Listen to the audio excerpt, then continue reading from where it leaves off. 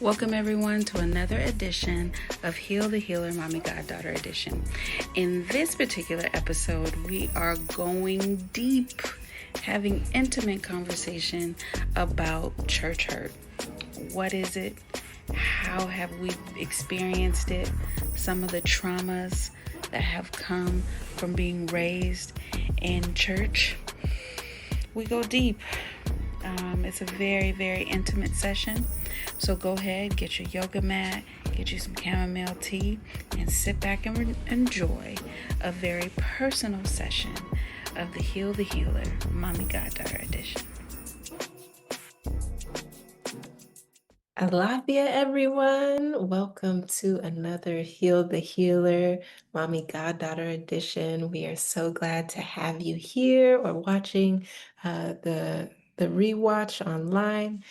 My name is Mama Zran, and we always begin by giving honor and reverence to those who come before us and those who give us the authority to be in this space. So I want to give great honor and respect to our home temple in Benin and all of the temple keepers throughout the ages who have protected and stewarded and passed on the great ancient knowledge. I want to give great honor and reverence to our great matriarch, Queen Mother Manonae Pujitau Animaso II, who is the global leader of Nazia Fa Spiritual Institute. I want to give recognition and honor to our home temple in the States, Nazia Fa Spiritual Institute of North America, with a physical location in San Diego, California, and the founder and leader and my spiritual mother, Mianu Ananasi. And of course, I'm greeting you and your ancestors, and I acknowledge my own ancestors and the energies that walk with me.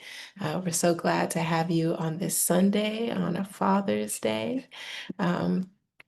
And so these discussions are really just a space for us to be able to um, come together and share our stories and support each other and give each other any advice that um, we've collected along the way, along the path. And so this week, well, before we get started, let's go ahead and just do a quick check-in. How are you all doing? The floor is open.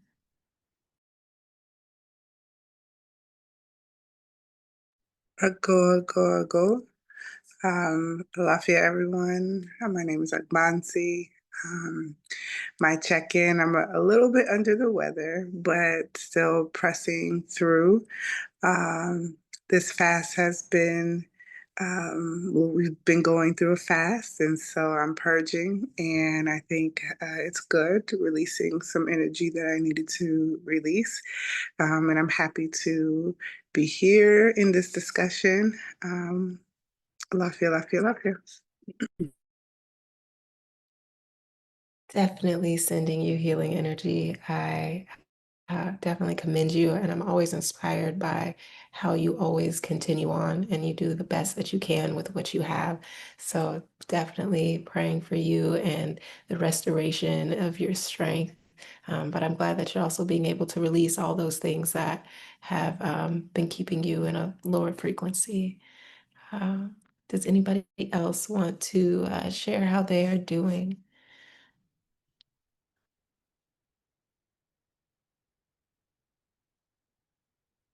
All right, my week has been pretty good. I am coming out of a kind of darker space, but I'm realizing now that that kind of tracks with the flow of my rhythm, my moon cycle, I mean. And so I've been feeling a lot lighter and connecting more with my child self. And so having fun with the kids and um, working on just accomplishing my tasks and things like that. I was also sick earlier in the week, so it's kind of just that time period of release. But something that we want to discuss today is the topic of church hurt. Right. And so that is right in alignment with the energy that we've been having with all of this sickness coming up so that we can heal and move on. And where we start on our journey, our spiritual journey, definitely affects our path. And so a lot of us began in the church. And so a lot of us have experienced a lot of hurt. And so that's why we want to go ahead and open that up for discussion. So I would love to hear anyone's experience with church, if you used to attend, and how that has affected your spiritual walk. The floor is open.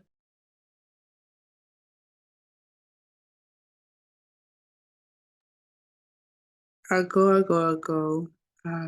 For me, going to church, I didn't have a traditional church upbringing. My parents were very opposed to going to church just due to the church hurt that they had seen. My father describes it as inauthentic and only there to take money from the community.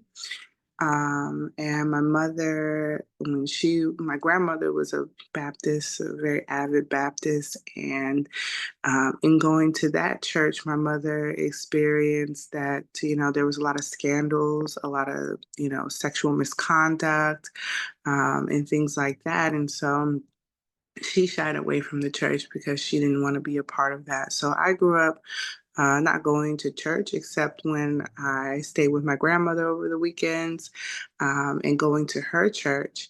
And then as I grew up, I had friends that went to church. And because they were very close friends, of course, their parents want me to come with them. And so I started to go to church with my friends, which was, it was good. I experienced, a lot of good things as far as community building, youth programs. You just want to be around other kids. And so that was the first kind of pull into church. And then I got into it more deeply as far as actually wanting to have the desire to be there, going along some spiritual path. I didn't necessarily see a lot of church hurt myself, except for the money, right? It was always a push to, provide more money. We always are. Um, uh, what we know about the building fund that never gets funded, right? The building fund for 10 years kind of thing. And so I did see a lot of that. But yeah, my experience with church is a bit of unconventional.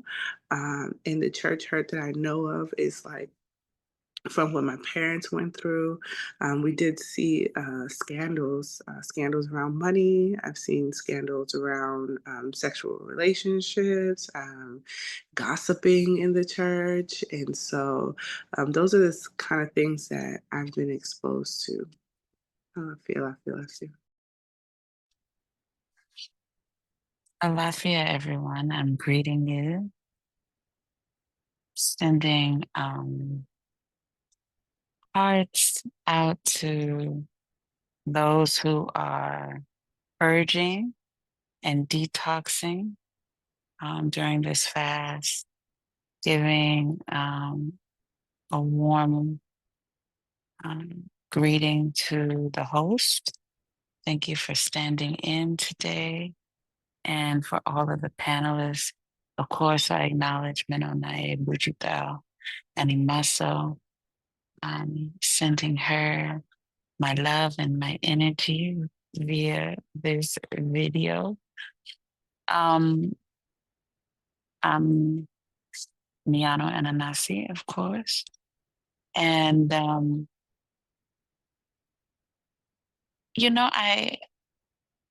my internet went out, so I'm not sure if you described it or not, but uh, I'd like to take a step back and like hear, um, or I will share. Search hurt for me is a new term. I didn't know it existed. I didn't know what it was. It was brought to me by uh, another woman, sister in the community. And I asked her, like, what is that? What do you mean? I mean, it's kind of self-explanatory, but for those who have an upbringing in religion, but what is it, And she went on to explain, it is like the trauma that either causes you to leave the church or just your experiences with like the dogma and the propaganda that comes out of religion versus the true evolution and um, spiritual or Christ-like energy. And I said, oh, okay, now I understand. And so, is that everyone's understanding of what church hurt is, or is there? Because it's a new term for me. Is that everyone's? I'm just kind of taking a poll. Is that everyone's understanding of what it is? I see some head nods. Okay. I see all screens head nodding. That's good. Okay. Um, so for me, I would say, first off, I was raised in the church. I think, yeah, before I was even born, I was in the church. My mother, pregnant with me, was in the church.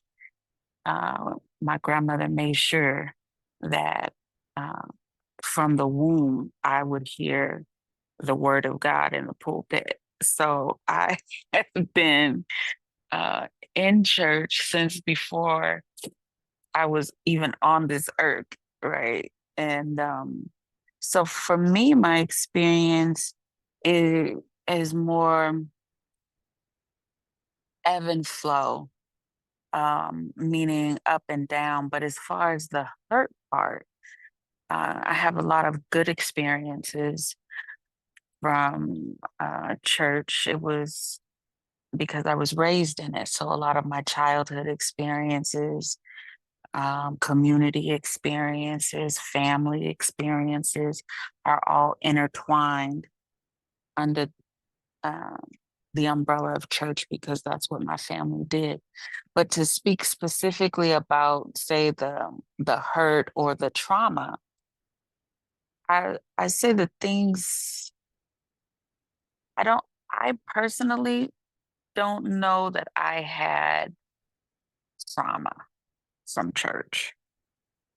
Um, I was never a part of any scandals. I was never um, fell victim to some, you know, scam or scheme, or I was always in very, uh, say, fairly decent congregations. Um, for me,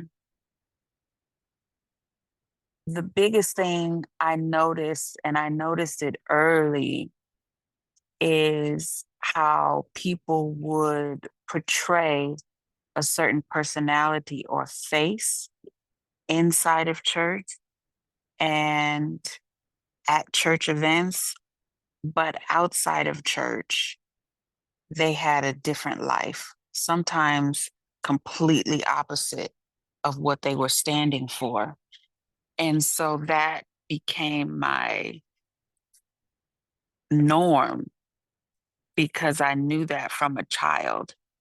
And so as I became older, growing in up in church, and I had certain emotions and was living my life and doing things,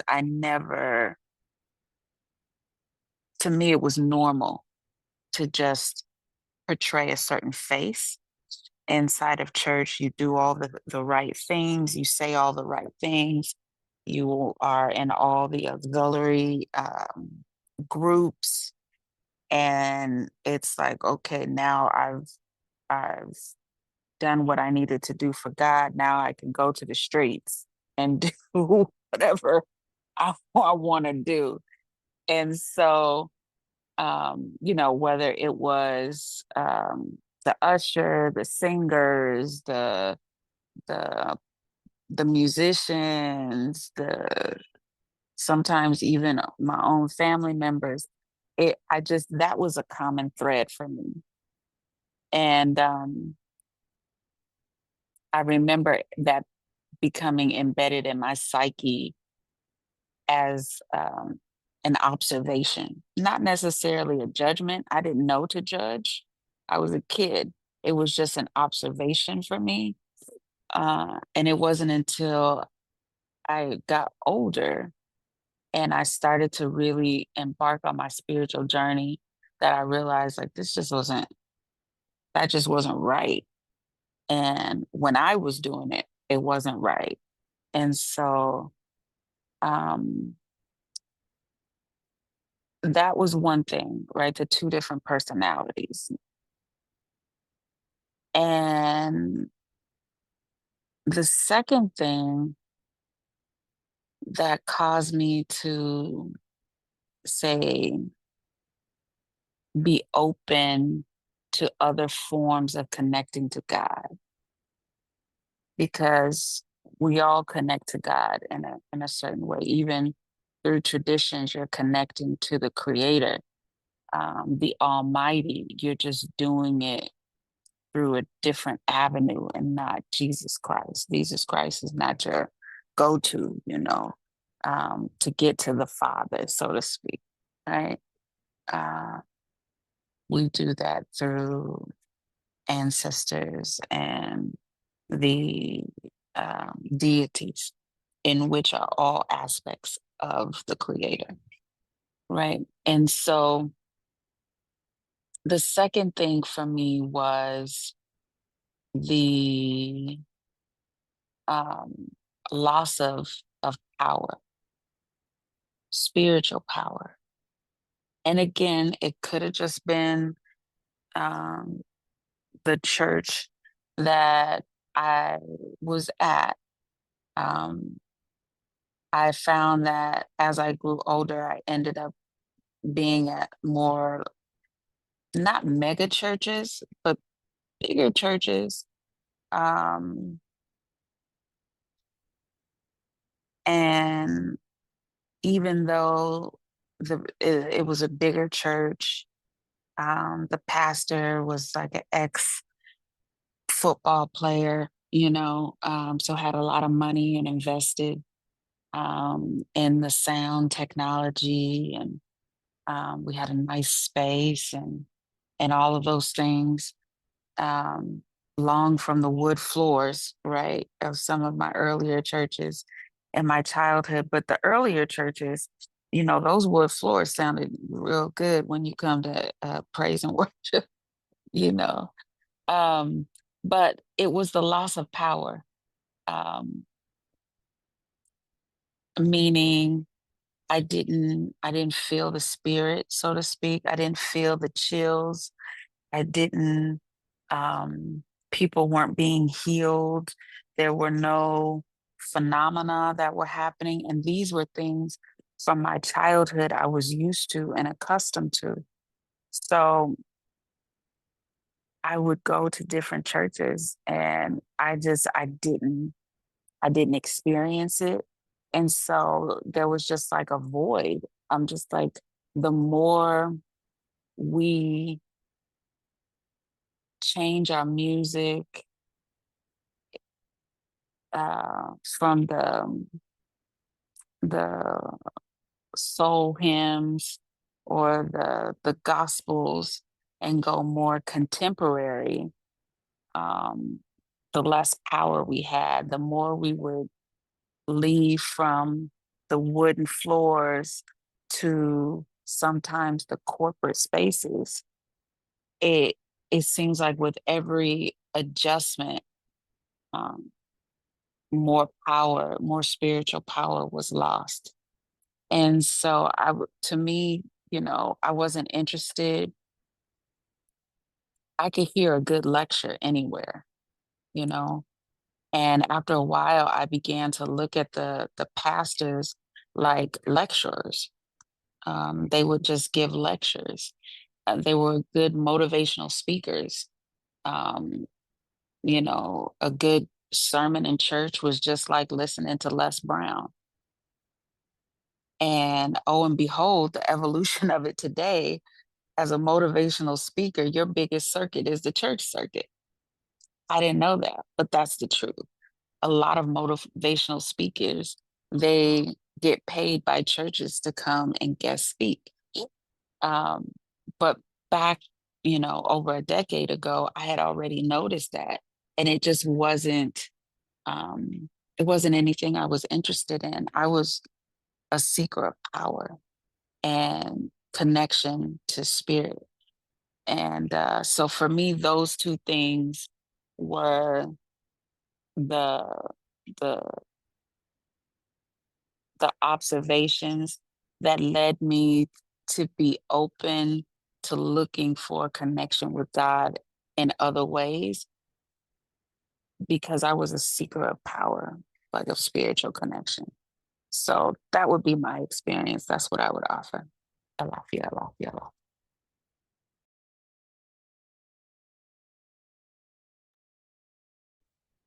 Thank you so much, Miana. That was a really good explanation and just giving up the term and your experience. I personally, I have, I experienced church hurt. I too grew up in the church. Both of my parents were ministers.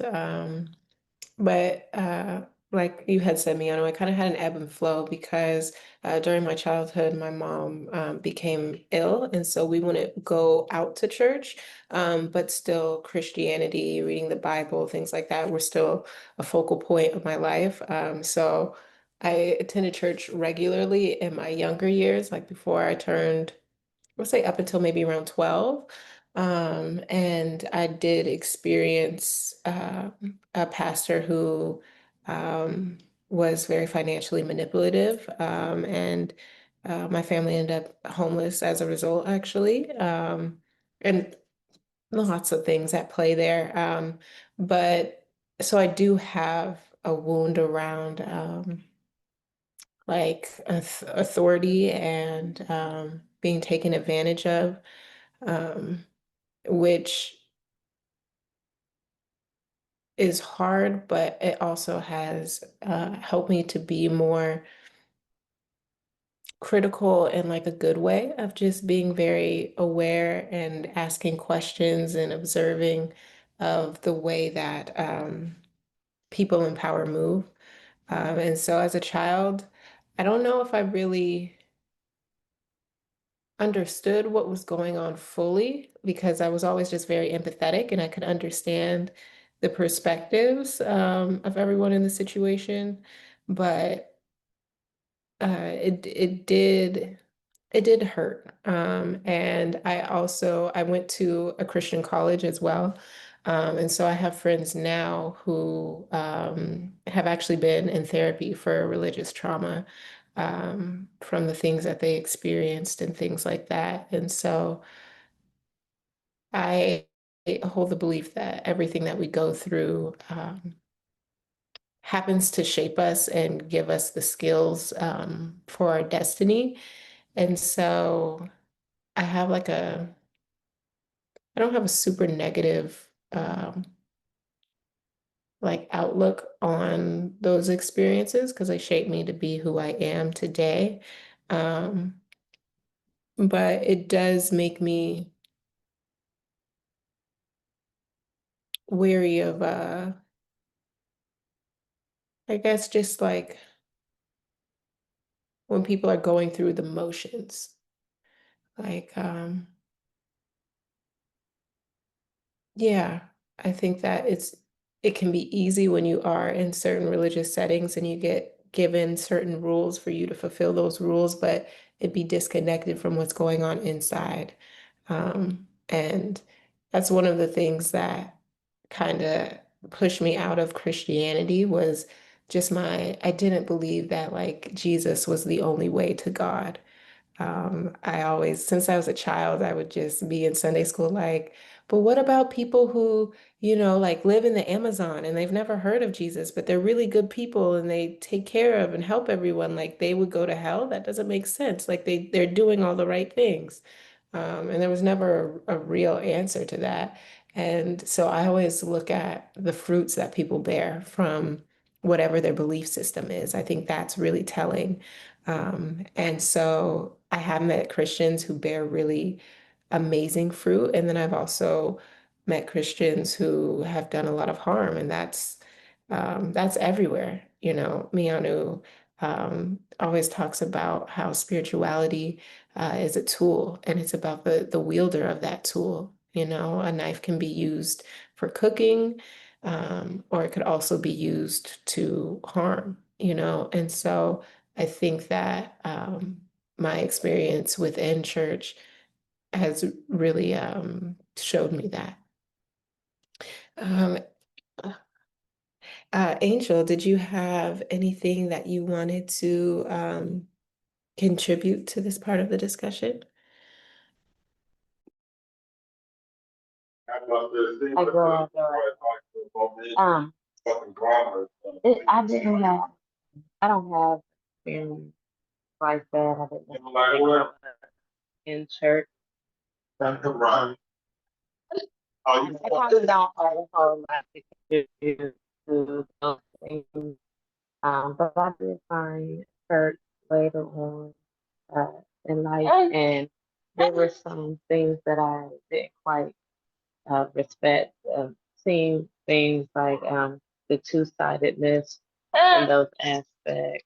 And I was like, oh, you're doing this outside of church. I saw you, but then you act like this inside of church. Or the fact that how they dealt with not wanting somebody in the church, which I was confused about. I thought we were supposed to be open and accepting. They didn't make us a person. They basically shamed her until she stopped. So those were just things that I didn't really. I feel like if I leave out the way I walked in, like, okay, yeah, never mind. Maybe this church thing is got other things going on. Not quite. What you gonna do? Not quite what I expected. I love you.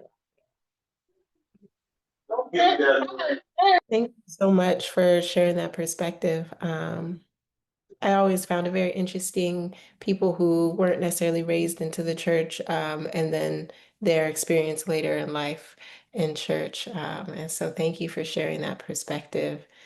Um,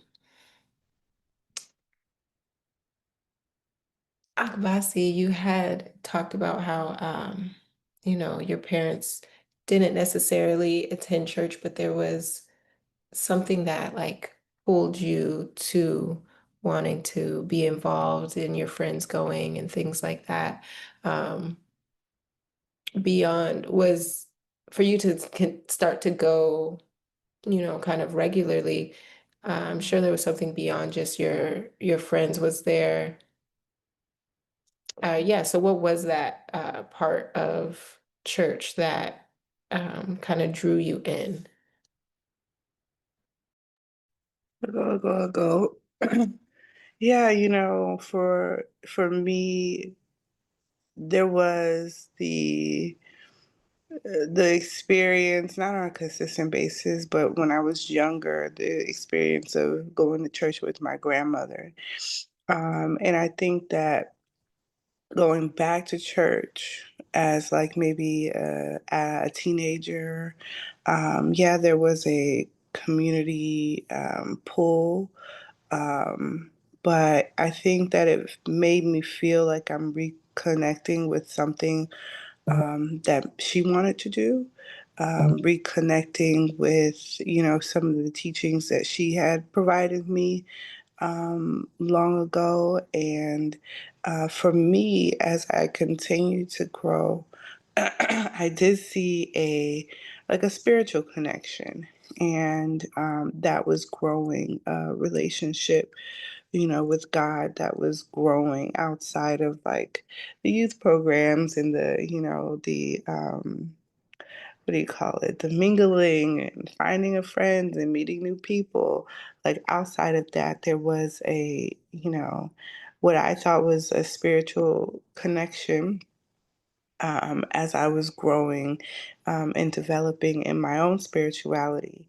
But I would say at the core, like I'm very open to spirituality. So, meaning that, I will go to a Baptist church, I would go to Church of God in Christ. I would go to a non-denominational church. I'd go to a Catholic church. I'd go to a mosque. I'd go to I was really seeking like that spiritual connection.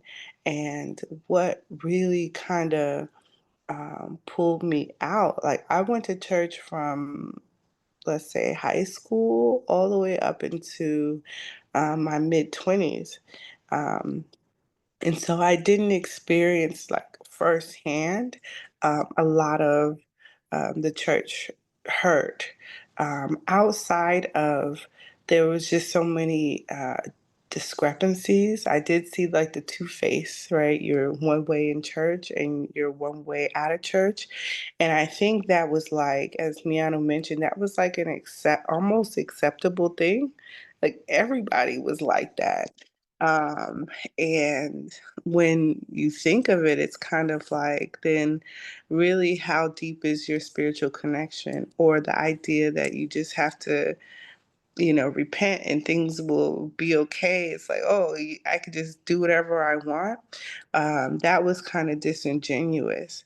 Um, I did go to churches where people would catch the Holy Ghost. And I did believe that, my grandmother would experience that as well.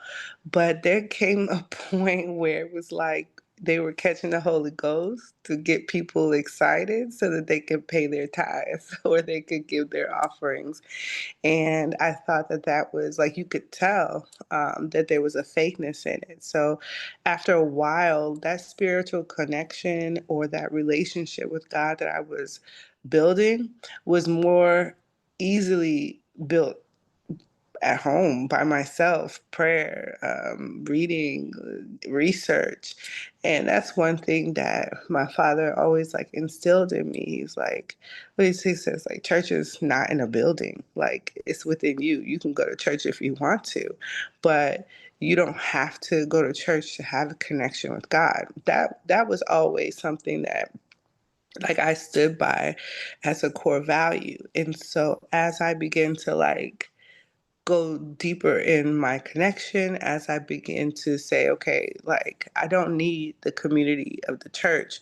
I need to go deeper in my spiritual connection. I stopped going to church. I didn't see the value outside of when somebody asked, do you have a church home? I could say yes, kind of thing.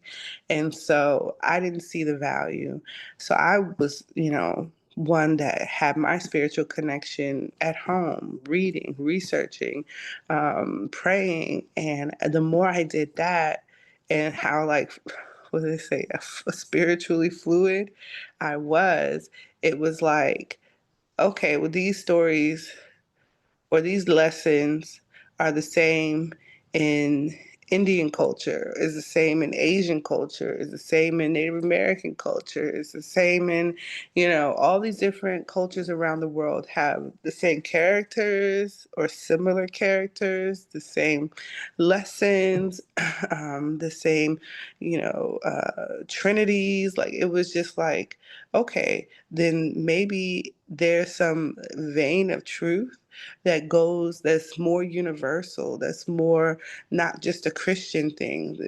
Islam, there was like, it's like there's a vein of the same or similar lessons and divinities and like stories that go through. And I said, okay, well then I've gone down the rabbit hole and I'm going to explore, and I'm going to open myself up to see where that truth, that vein of truth goes outside of Christianity. Yeah, that's what really stepped me out, is like my own curiosities and my openness to see um, more universal truth and follow that path, like follow that vein of truth, because there's so many things in like the Christian world that I was in that was very disingenuous or just not presented in the way that it actually is. So that's what I would say with my journey. Alafia, Alafia, Alafia. I find that, excuse me, I find that so interesting how we've all kind of discussed that we started in the church and then we began to find ourselves like on a more solid type path. And so as you go into spirituality, it really is about going inward. Um, but I'm wondering how having those, especially the beginning stages of starting in the church, how that affected you all's spiritual journey and your spiritual path. And then for those who maybe didn't begin in the church, but have had interactions, how has that kind of shaped your view um, as you have started on your spiritual journey? The floor is open.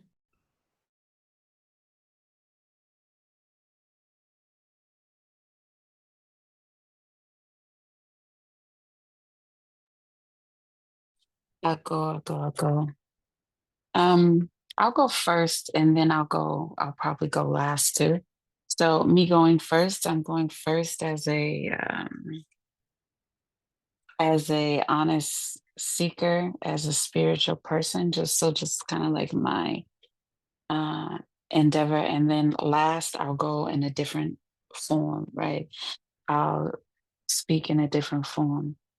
Um, but on my spiritual journey, for me, it caused me to um, look for the two things that push me away, right? It caused me to look for people who were the same inside of the teachings and out and in their personal lives. Um, for it to be seamless through and through, honest, you know, through and through.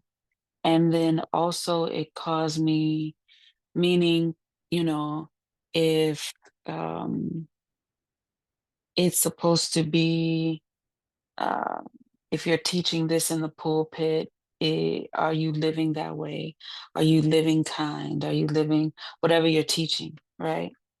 Um, Now, understanding people have different personalities and different proclivities, but certain things are can be exacerbated, and it's like at least are those big things on the big levels, are you um, living your what you're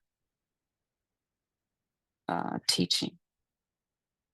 And then secondly is, um, was there, do I feel spirit? Like, am I learning? Is that, is what I'm learning affecting my life? And do I feel spirit? Do I feel a connection to God in what I'm doing? And so that for me has been, um, that was my driving force, where if I saw, you know, someone being a certain way, um, it maybe pushed me away. Uh, or if they were, if I didn't learn anything or I wasn't spiritually drawn, then I wasn't interested either. So for me, um, it was the things that had me open to leaving. Those things helped draw me in my direction or on my spiritual journey. Alafia, Alafia.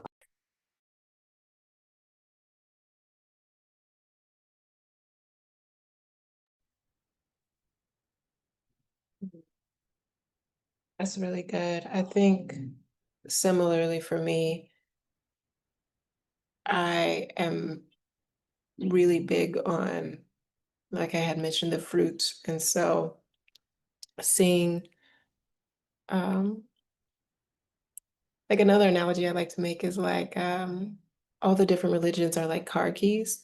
And so, they will start, they're like activators, right? And so when I was on my spiritual walk, I was looking for the things that activated me. Um, and I also have a very big um, belief in like that everyone has a purpose and that I will always get led to my purpose. Um, and so I always look for synchronistic signs um, on my path. And so those are some of the things that have kind of shaped the way that I've been post church. Alafia, Alafia, Alafia.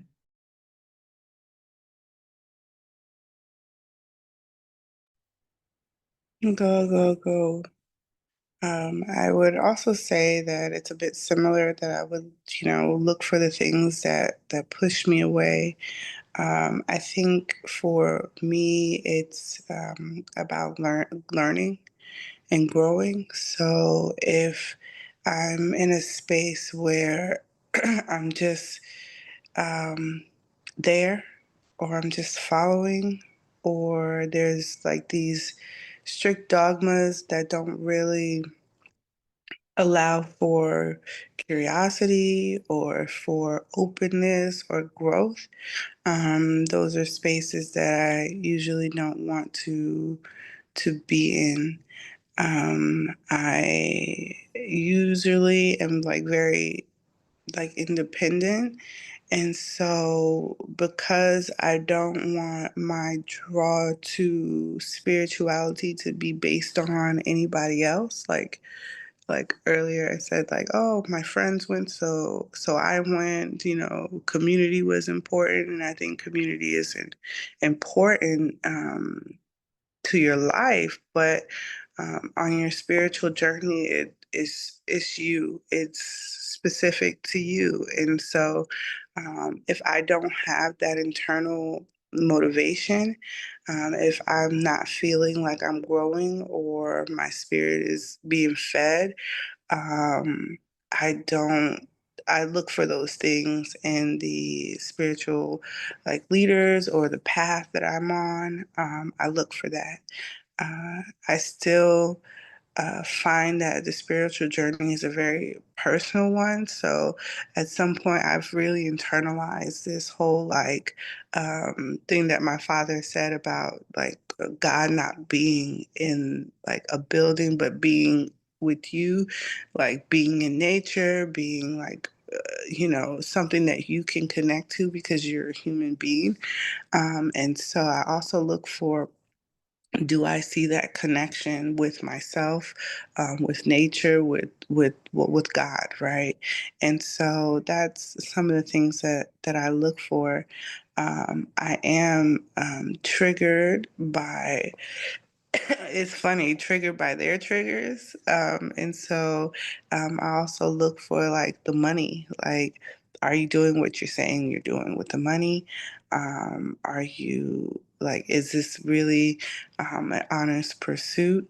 For instance, you see like the pastors with their private jets and their big mansions and Lamborghinis, and their congregation is like living in Section 8.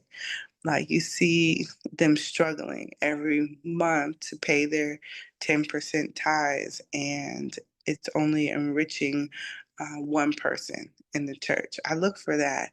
I like to see spiritual organizations doing things in the community and really like helping others. So I look for like the money and how it's enriching the environment around uh, the spiritual organization. Oh, I feel. I feel like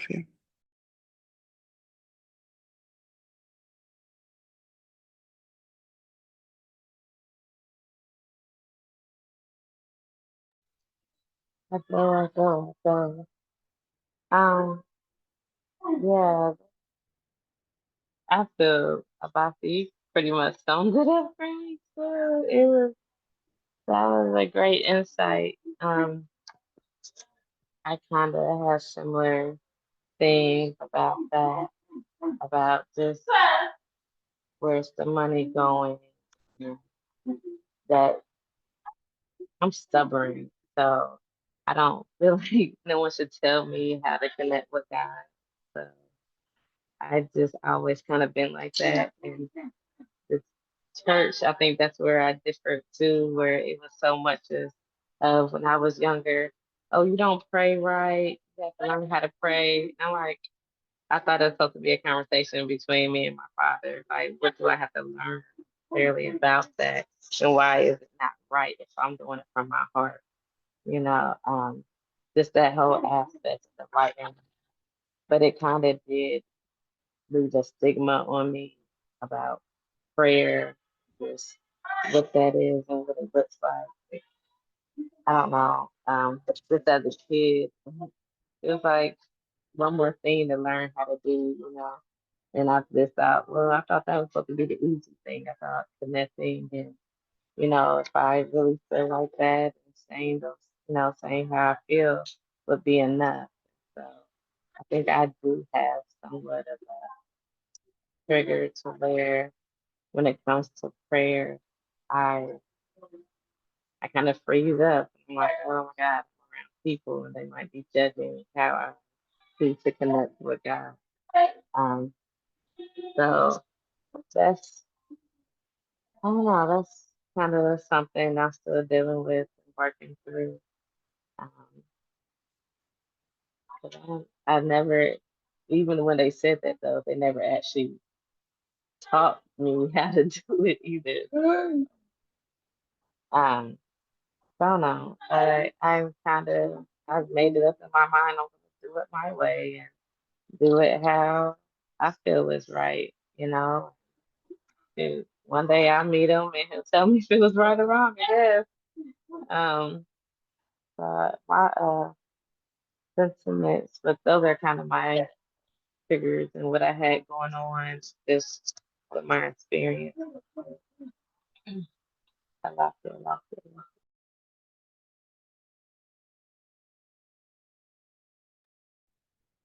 I go.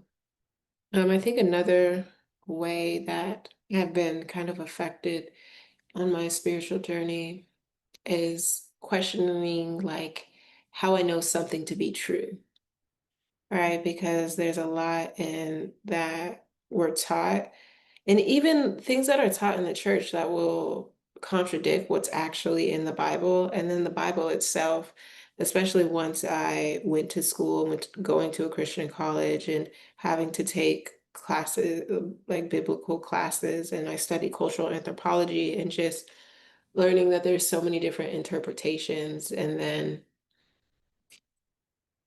I had that philosophy 101 class and learned about relativity. And like, so I had a large period of time of trying to figure out like, what is truth? Like, is there truth? And so that's something that I is a big part of being on my spiritual journey. And I think it's something that can be very scary. I think a lot of people rely on religion to give them a framework and a blueprint so that they don't have to do their own thinking and figuring things out.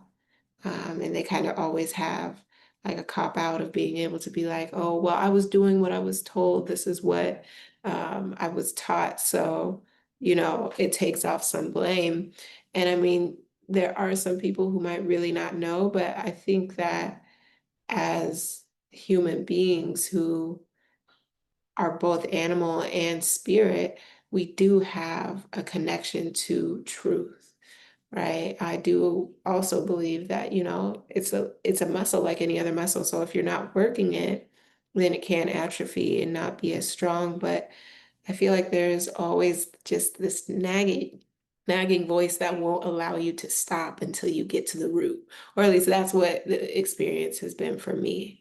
And so I've been shedding a lot of the like fear and shame, because those are like huge tactics.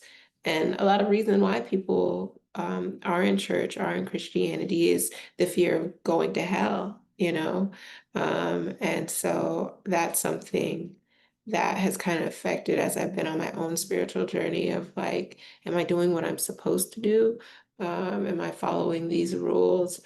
When I think it's really the place that I'm at now, it's really about like learning and experiencing, and we really won't know for sure until we do transition and whatever happens next. Like all we can do is try honestly, be authentic, and live passionately, and also see the results that are happening in our lives, right? Like when I do this or believe this way, am I receiving the good things that I want? And it has to be both internally and externally, because there's a lot of people who um, are dead or evil inside who experience quote unquote good things outwardly, right? We have this whole Diddy trial going on right now. And he lived a very opulent life, was able to do plenty of things that people would consider, good, being able to provide for his family and start businesses and wear nice clothes and da da da, da, but we're learning some horrendous, horrific, terrifying things. And so having that internal and external like peace and congruency, I think is the way that I personally identify that I'm on the right track. Because there's also parts of this healing journey where like you'll feel terrible inside and things might be kind of outwardly terrible. But that's like you both came a little later, but a lot of us who are doing the fast have been purging and having sickness come up and express itself. And that is a part of healing because it has to come up to come out, right? And so just because we do experience some negativity doesn't automatically mean that it's like bad or wrong. And I think that's something that I've seen a lot of too, as people like have transitioned out of church into spirituality, and then they'll transition back into church. Like, it was the devil, them crystals is the devil. And it's like, was it the devil, or were you starting to have to like face some things that were really uncomfortable and scary and like you wanted to run back to your safety? Now, don't get me wrong, people do be dabbling in some dark stuff, so there is some kind of truth there, but we also seek comfort a lot. And I think that fear can be very tricky, where it can hide itself as like protection. And I mean, that's the way we were wired. We were wired to survive, and evolving involves risk. And so it's learning how to have balance on your journey. I think one of the things that has been really freeing since being on my spiritual journey is really accepting and embracing the concept of like reincarnation, which is actually something that science also backs up, but it's not the science that they be leading with. But the scientists are now just confirming everything that we have been and known. Because science is just Western science is just, spirituality's baby brother. Everything, it's just a way of explaining the world. And so when I realized I don't have to have it all figured out in this lifetime, that was really freeing, very freeing. And it helped make things make a lot more sense to me. So yeah, it's been scary. I'll say that leaving Christianity has been scary because you do lose certain like systems and community.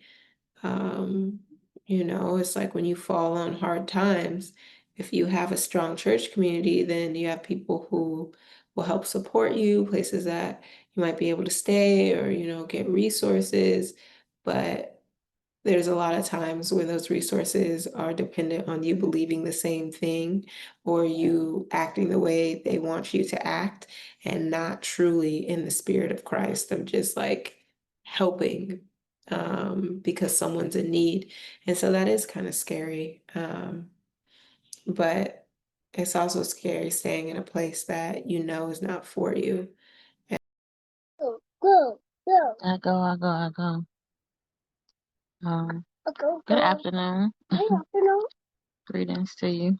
Um, so I'm a little different than you, everyone else in the fact that I didn't grow up in the church. I did you've been trying to say hi to you guys the whole time I've been on here. So I didn't grow up in the church. I had been to church a few handful of times, probably less than 10 in my life. So I had picked up some things. I found myself at a certain point in my young adulthood where I was visiting a church as I was going through some transitional periods in my life. And I was seeking something and I didn't find it. But I was able to connect in some small way to the gospel music, just the energy of what felt like, I guess, support and community for the moment. And then it didn't work out in the long run. So I mean, it didn't become home for me.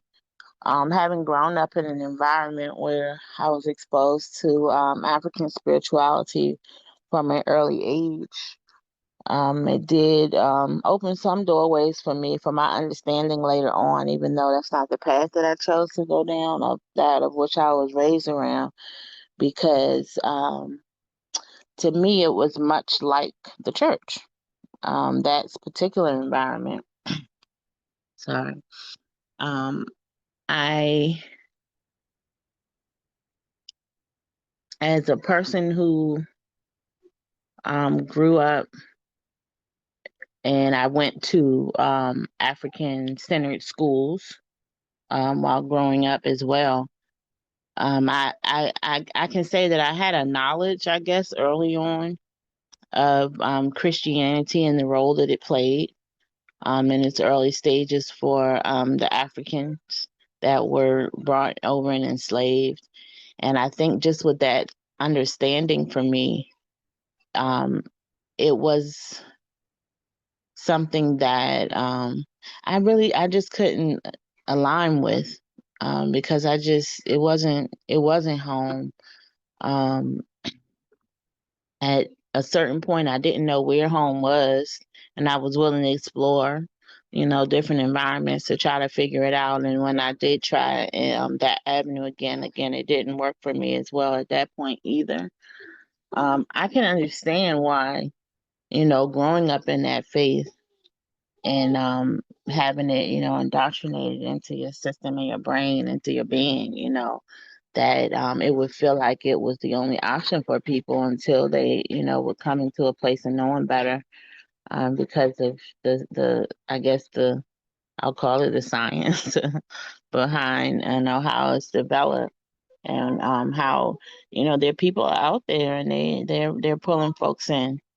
But for me, I've always, even when I was very young, and I see it now in this 3-year-old that I have again. I always wanted to know why. I had a lot of questions, and when those questions couldn't be answered, but then, when I did seek to go on Christianity, it was like, why are you sitting in here? Because you already know why, and I don't know. It wasn't Jesus that I was looking for.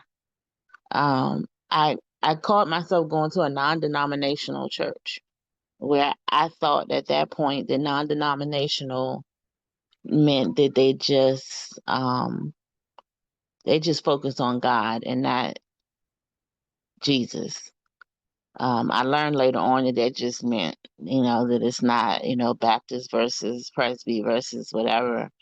But I didn't have that understanding initially, and that's why I think for me, I thought that might have been, a place I could find home. But Anyhow, I don't know. It's been an interesting journey because, like, I was one of those people, like what you were saying about when I came into African spirituality, when I did the initiation, it was just like, oh, once I do this, everything's gonna be perfect, you know.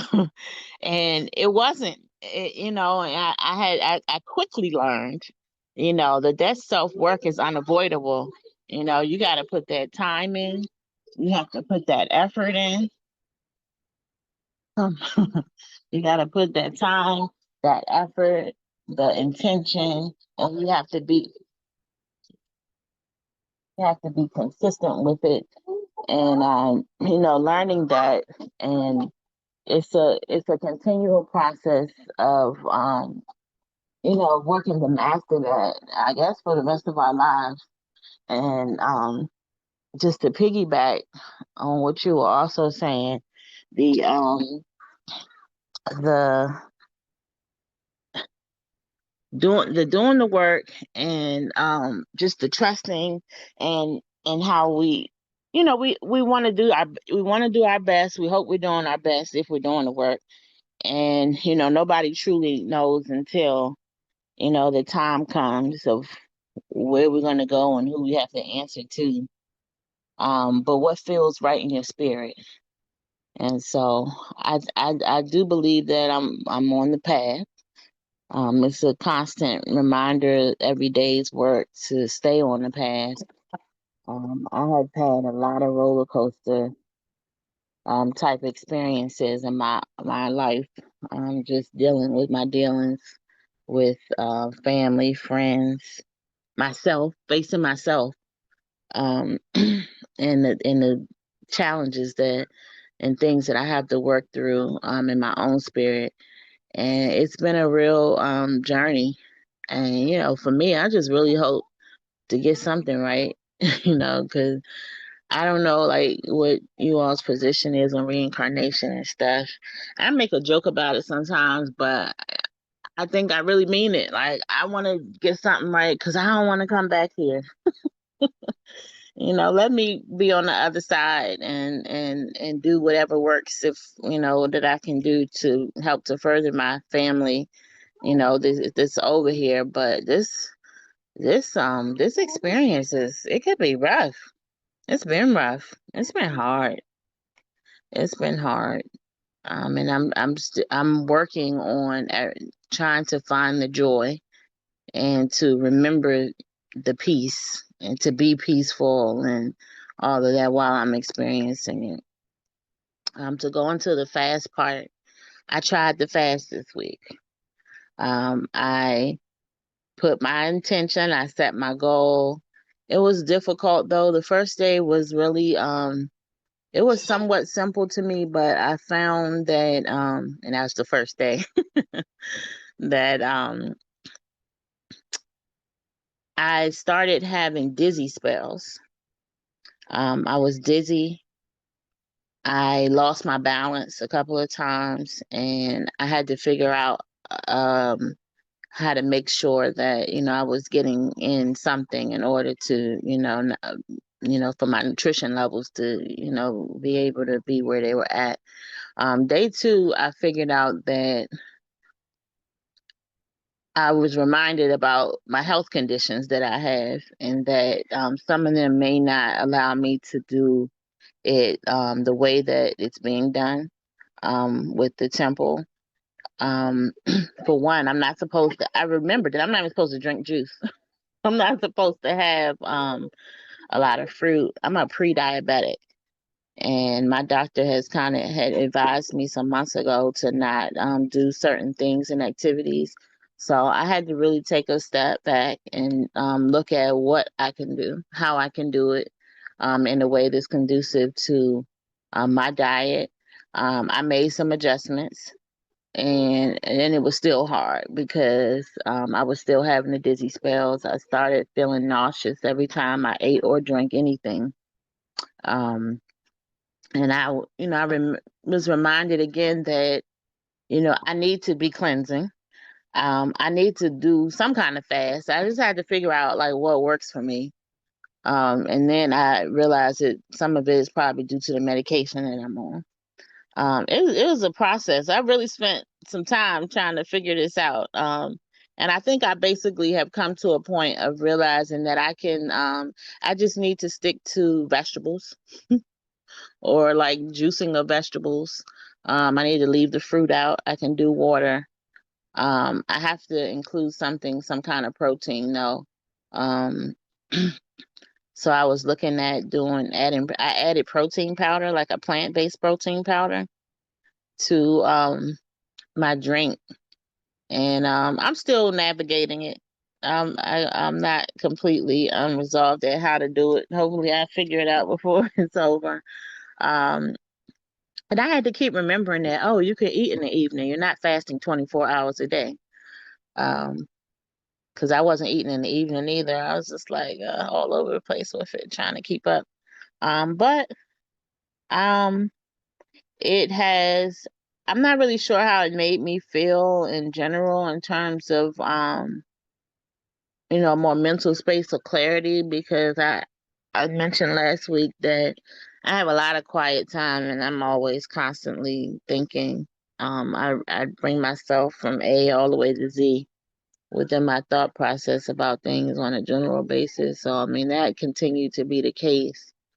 Um, I did have some dreams, some very lucid dreams, which is comes and goes with me anyway.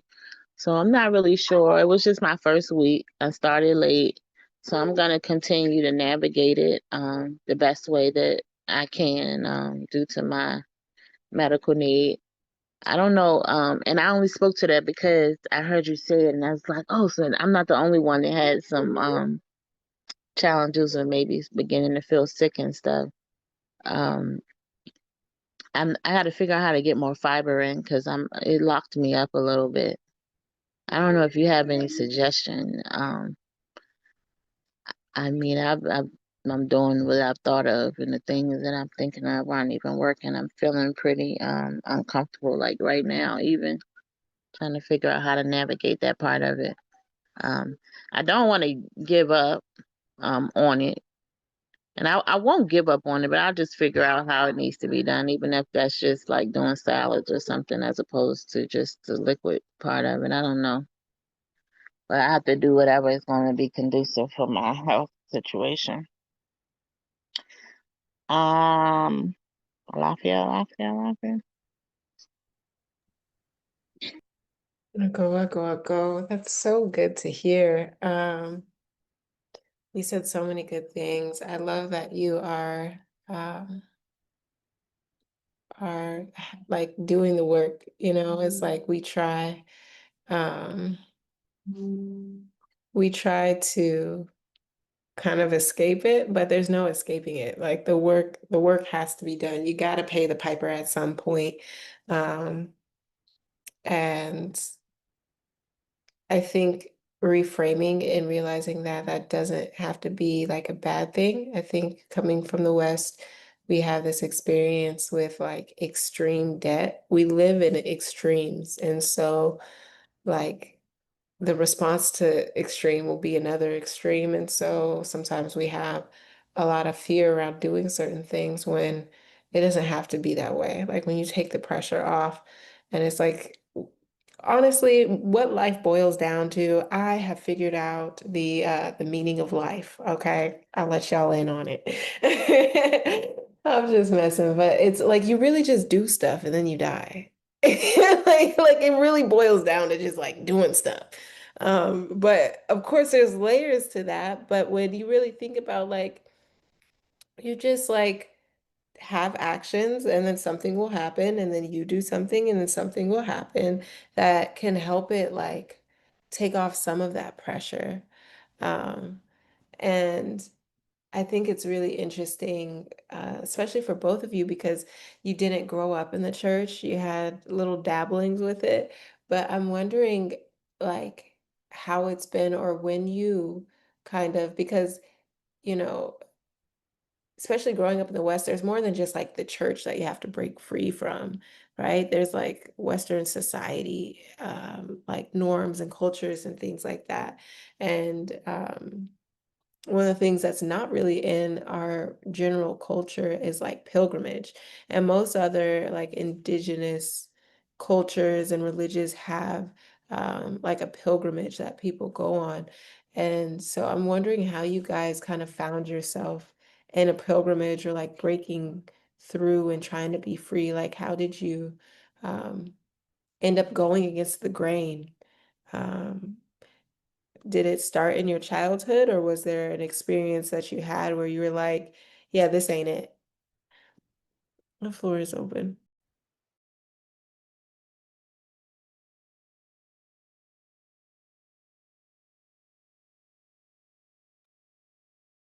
I go. For me, so like I mentioned before, like there was a lot of questions I had and the answers just weren't forthcoming. And so I knew that like what you mentioned earlier about like in the church, like the behaviors, was that you? That may not have been you. The characters and the behavior like not matching what was being spoken about. Like that was what I experienced. I grew up, so I'll go on. I'll give you a little bit more. I grew up in a polygamous household. I wasn't born into it. But my mother and my father, I guess they didn't work out. So my mother, back in the 70s, was getting involved in Pan-Africanism and the African cultures, the traditional cultures and stuff that had come to the States, and trying to figure out and learn. Um, I'm just gonna say it, I may not be in agreement, but a lot of them in that time had turned into very cultic type environments, in the sense that it was just like this, we only do things one way. And so there were a lot of things that were being dictated and that were being done and that were being thrown under the rug and that were not safe. Some of them were very toxic. I'll speak to the one I was in, was a very toxic space for me. And I'll speak for myself. And it wasn't a safe space for me. The treatment that I endured, that I was to manage as a child, I was a very young child, and there were a lot of harmful ways that I was exposed to. And, even my mother didn't keep me safe from them. And so it was very difficult for me to listen to what was supposed to be taught, and looking at the actions of the people and the amount of abuse, that was being done to some of the women, that was being done to some of the children. I think it boiled down to being a matter of whose child you were, in terms of how you were going to be treated. I need you to stop, please. Okay. Thank you. Um, so there were a lot of elements that I had to get away from. And when I was able to do so, I had been exposed to multiple different environments at that time, because I had a godmother that was, in a confound priesthood. I had other people that were around. I'd spent time in other different spiritual spaces as a child when we would visit places. And so I was exposed to it. And there were things about it that I felt that were engaging. On the one hand, one was just the way they treated the children. I was a child. I saw that, you notice these things, and the children seemed welcome. They did festivities and festivals just to honor children. There were things. So that was at my small young sight, based on what I thought I was, experiencing and seeing in that way. And then when I got a bit older, um, I went out in the world and I started experiencing the world. Um, I had too many questions. I didn't fit in that space. And I essentially was kicked out at 16, and I lived on the street for a while. I moved around, and sorry, I had to figure out life, as a 16-year-old, on your own. And I did it. I figured I did it some kind of way, one way or the other. And I'm sorry, I was trying to mute that. Can you hear me? Okay. So I had to explore, life, at that age on my own terms, and I figured some things out, some things I'm still figuring out. When I started getting involved, I'll fast forward to years later. I'll say it wasn't really until after I had children. Um, my first, well, yeah, my children, my older two children. I have two adult children. I have a 23-year-old, an 18-year-old, and here I am with this 3-year-old. Um, I had come into a space where after my second child, where my husband left a week after the baby was born. And a week after that, my father died. And like 3 weeks after that, my grandmother died. Let me jump back for a minute. So growing up in that environment, what was interesting about it is that I wasn't around other family. It was like that environment was kind of like, I don't know if it was just my mom. I don't know if it was the environment itself. I don't know if that's just what being involved in African spirituality was like in that time where, you just kind of gave up your family or what. But I didn't have a lot of exposure to my actual biological family. It was just that an organization and those people around, and it was somewhat limited. So I'll jump back again. So later on, after my husband left, my father passed away, my grandmother passed away. Um, it was a lot going on for me spiritually, and I was led to see a book.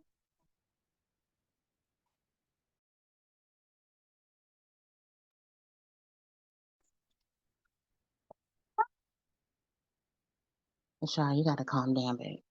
And I had a divination done, and there were so many things that came up in the divination, and things from my past that they had no way of knowing. There were things that were currently happening that I was aware of, and that there were things that were currently happening that I had no idea of, and future things that would come up that actually did occur, that was brought up through that divination process.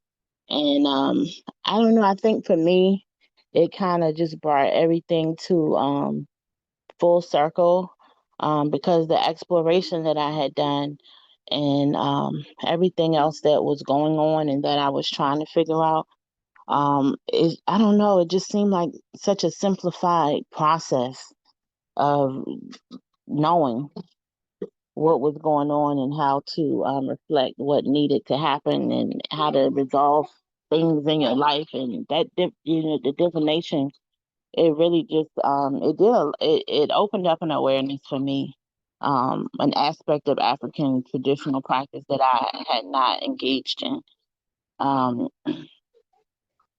After going through that, it would be a couple of years probably before I would start really, really, really engaging on my own level. I took my time after that to really just trying to learn little small elements and pieces of the practices, and just what all of that would mean and what it looked like for me, and how I felt about all of it. I think going into certain spiritual spaces and a comb and different other environments with the Orisha community, spirit started sitting on me when the drums and things would come, and I would start possessing. And it was very terrifying for me initially. I didn't know. It just this out of body experience. I could feel myself slipping away. I could hear the talking. I heard, the messages. They were telling me, calm down. This is good.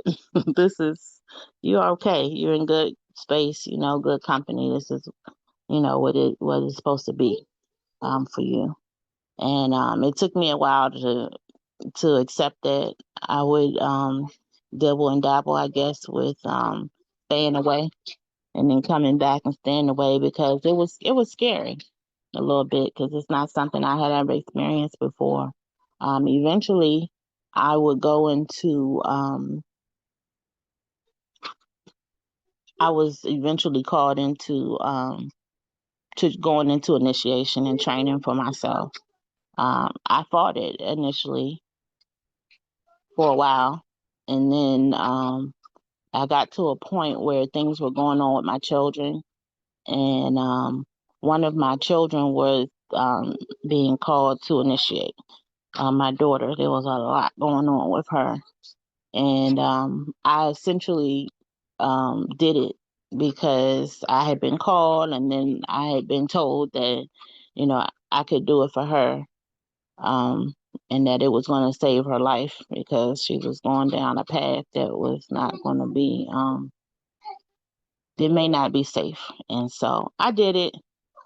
I was back to what we were saying, expecting everything to be just 100%, great after going down the initiation and all of that. And it wasn't so. There was still a lot of self work and healing and just constant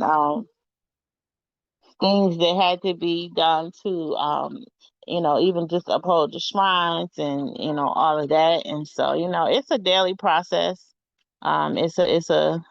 It's a daily process. And I hope I answered your question because I ramble a little bit sometimes. But yeah, I just, that was how I got into it. And it feels good to be here. It's still not, it doesn't give off a perfect life, but I'm working on it every day, just finding joy and pleasure and peace in the journey. Yeah. Lafayette, Lafayette. I go. Yes, it sounds like your journey to freedom, your pilgrimage started a bit out of necessity, and but also because you had like a fire within you to seek truth and safety. And so there were different things along your path that have really led you to where you are now, and you're continuing to pursue that, which I think is absolutely beautiful. If I could just And add one more thing that might be interesting, I'm sorry. When I Mhm. first decided to engage, I started having these dreams, and I literally got on a plane. I went to Ghana and I backpacked by myself across Ghana, um, to find what I needed to find in my exploration. So I just wanted to add that part. It was a little bit nervous too. I had met people, I knew some folks, but I didn't really communicate with them as I was going over there. I just kind of went and ended up in Nigeria too, but that's a story for another day. I feel. Yeah, I think that's a major component that, we all probably have in common. There's like a trailblazer or like a fighter, an adventurer within us, to go off the regular way and to find a new way. Um, and there's a need to have like peace and stability. And when you're not in the right spot, you will not have that peace and stability. Um, but there's a lot of people who live in that, and they don't even realize that they're living in instability. But this conversation has been really good. We got to wrap it up because we have another class. We have the Mommy Goddaughter class that is going to be starting in 2 minutes, but I feel like this is a topic that we can pick up again next week because I think it's really important and fascinating to hear everyone's journey to, where like their spiritual journey in general, because everyone is so different, because it's so specialized to the individual. I think it's absolutely fascinating to see the similarities and then also the differences. And so I'm very excited to hear, more of Angel's story and Agmasi's story, and to be able to share more of mine. Shaniri, I'm so glad that we had a chance to hear yours today. Um, but I hope that this week goes well. Oh, really quick, Shaniri, I wanted to say, try adding chia seeds into the beverages that you're having, because that's high in fiber and protein, and so that, and it's really good for blood sugar regulation. So that might be something that's easy that you can just throw into every liquid that you're having, to be able to help relieve some of the discomfort that you're having, and just in general help you with some of those health challenges that you have. Adding chia seeds and can be really helpful. And just start to Google some other supplements. I know hemp hearts have a lot of good health benefits, collagen, things like that. But I'm excited for you, and I'm so proud of you for starting your journey with fasting, and just deepening your intention and your interaction with spirit. But we can always continue this into the chat. But this has been a really great discussion, and I'm excited for next week. Um, to my mommy goddaughters, I will see you like in the next minute. All right, everyone, be well.